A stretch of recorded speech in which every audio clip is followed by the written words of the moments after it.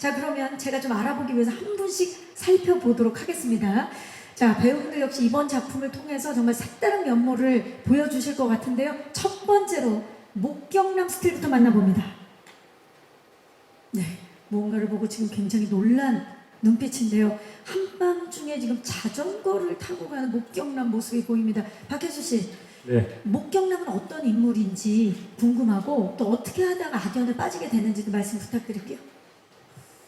목경남은 어떤 한 의문의 사건을 목격하게 됩니다. 이름 그대로.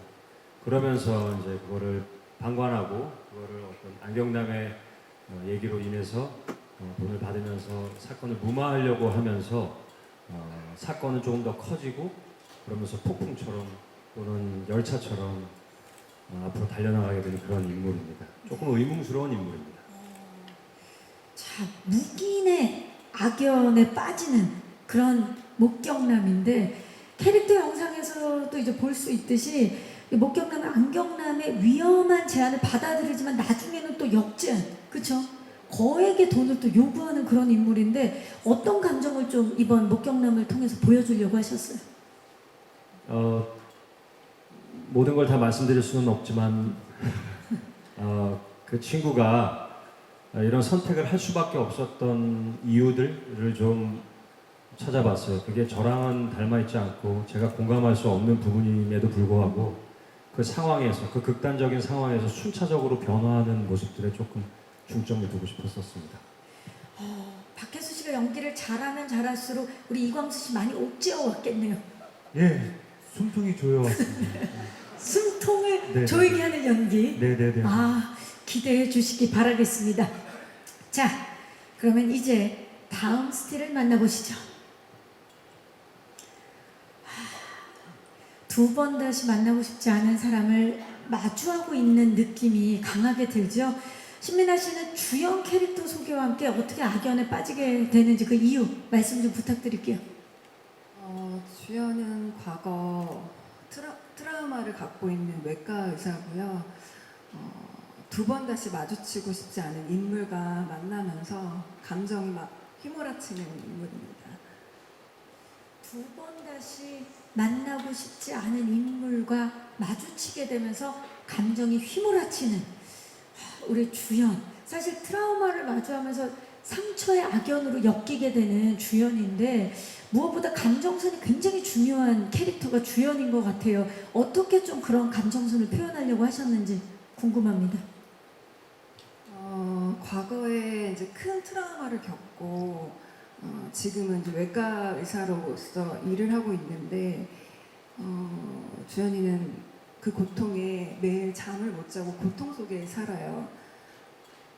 그 과거의 그 트라우마를 현실에서 그 고통을 같이 표현할 수 있는 깊이감, 이런 무게감을 좀 표현하려고 좀 많이 생각하고 노력했던 것 같고 감독님과도 그 부분에 대해서 좀 많이 이야기를 나눴던 것 같아요. 그런 노력들 때문인가요? 지금 영상이 아닌 스틸만 봐도 과거의 그런 고통과 트라우마를 안고 사는 깊이 있는 눈빛이 느껴지는데요.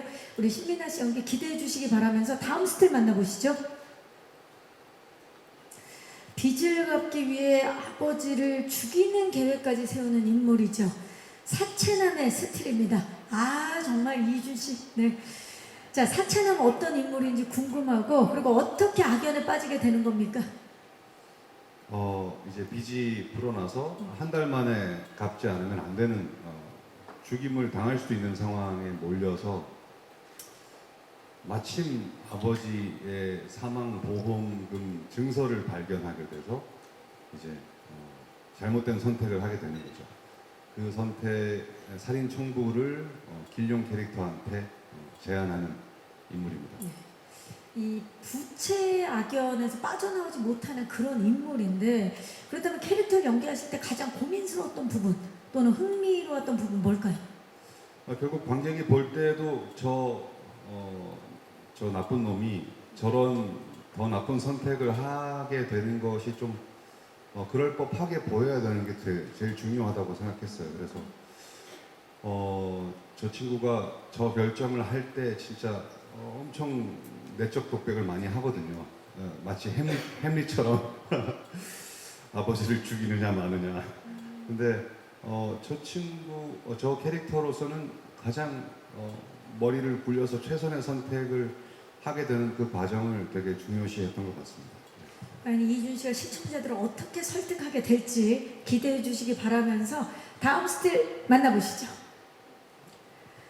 자, 사채남과 손을 잡은 길룡의 모습입니다. 김성균 씨, 길룡 캐릭터 소개와 함께 또 악연에 얽히는 이유 좀 말씀해 주시죠. 길룡은 물류센터에서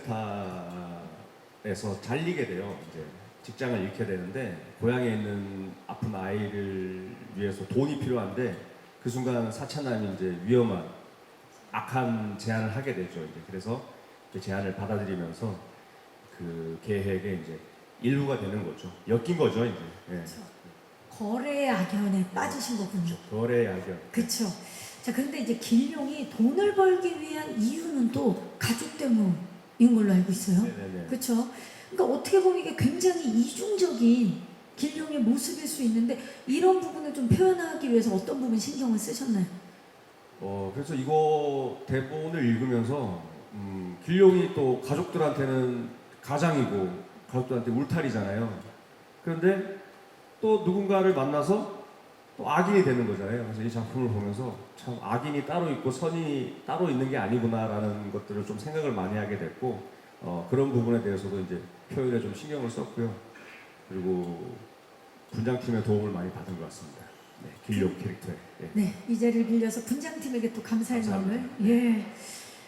내 가족을 위해서 남의 가족을 또 해야 하는 그렇죠. 굉장히 아이러니할 수 있는, 그렇죠?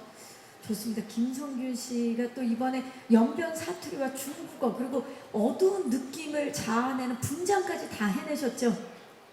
해낸 게 아니라 도움을 받았습니다. 네. 또. 분장팀에. 네. 자, 그 모습 변신 기대해 주시기 바랍니다. 다음 스틸 만나봅니다. 안경남의 스틸입니다. 이광수 씨, 이번에 또 엄청난 변신을 선보이실 텐데 어떤 인물인지 안경남 소개 좀 부탁드리고 어떻게 또 악연에 빠지게 됩니까? 예, 안경남은 꽤 성공한 한의사고요. 여자친구 유정과 운전을 하다가 교통사고를 내면서 이제 그 사고를 덮으려고 악연에 빠져드는 인물입니다. 이 남부럽지 않은 한의사지만 한순간의 실수로 은폐의 악연에 빠지게 되는 그런 인물이죠. 네네. 안경남을 표현하는 데 있어서 또 어떤 부분 가장 신경을 쓰셨나요? 이제 그 사건 이후로 안경남이 점점 이제 처절해지고 또 치졸해지는 그 과정을 잘 표현하고 싶었고요. 또 이렇게 극한의 상황에 몰렸을 때 그 인물이 갖고 있는 찌질함 같은 것을 좀 잘 드러나게 표현하고 싶었어요. 찌질함. 네네. 이번에 이제 극한의 상황이 벌어지고 나서 앞뒤로 다른 모습을 보여줄 텐데, 네네. 그렇죠. 사실 그 많은 기자님들께서도 다 공감을 하시겠지만 이광수 씨는 워낙 유머러스한 모습 때문에 연기력이 좀 많이 가려졌다 할 정도로 연기를 정말 잘하잖아요. 감사합니다. 네, 이번에 또 그 연기 변신 만나볼 수 있는 겁니까? 네, 만나보시죠. 우리 기자님들께 출사표 한번 던져주시죠. 네, 만나보실 수 있으실 겁니다. 기대해 주시기 바라겠습니다. 네, 단 하룻밤 사이에 점점 망가져가는 찌질남 우리 안경남을 또 우리 이광수 씨가 어떻게 표현해 주실지 기대해 주시기 바라면서 마지막 스틸 만나보시죠. 네, 안경남의 매력적인 여자친구 유정의 모습이 담긴 스틸 지금 보고 계시는데요. 스틸만으로도 정말 매력적이죠. 공수현 씨, 유정이 어떤 인물인지 소개해 주시고 악연에 얽히게 된 이유도 말씀 부탁드릴게요. 네, 유정은 안경남의 여자친구고요. 네, 아주 매력적인 여자친구입니다. 네, 남자친구의 교통사고를 이제 같이 겪었고 남자친구 사고를 덮으려고 하자 모르는 척 동조하는 악연에 빠지게 됩니다. 남자친구의 사고를 덮어주면서 동조의 악연에 빠지게 되는 인물인데 인물을 표현하는 데 있어서 어떤 부분에 주안점을 좀 두셨나요? 다 말씀드릴 수는 없지만 한순간에 연인이었던 관계를 한순간에 악연으로 만들어 버리는 그 포인트에 집중을 하려고 했고요.